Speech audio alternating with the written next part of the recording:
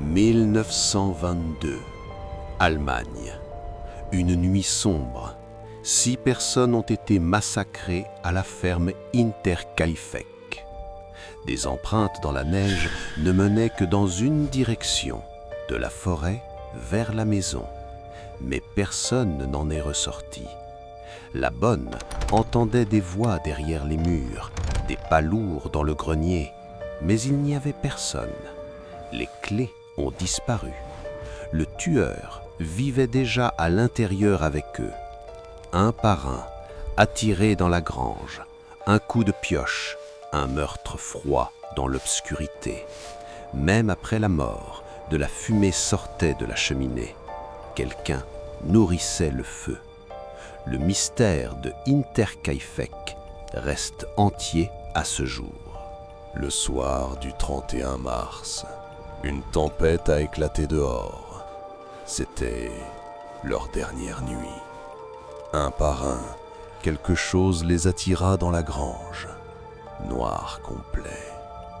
Le bétail sentait la mort. Puis, le coup froid d'une pioche. 6 personnes brutalement assassinées. Mais le tueur n'est pas parti. Il est resté, chauffant la maison, mangeant leur nourriture à côté des corps.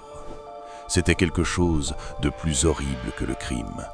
Même 4 jours plus tard, de la fumée sortait de la cheminée. Les voisins l'ont vu et ont finalement enfoncé la porte. Une fois retrouvés, les corps étaient sans tête et le tueur avait disparu sans laisser de traces. La police est arrivée, mais il était trop tard.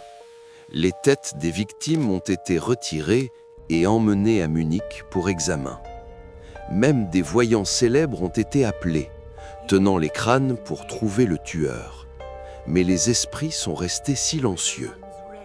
De centaines de suspects ont été interrogés, voisins, vagabonds, hommes avides, mais il n'y avait aucune preuve.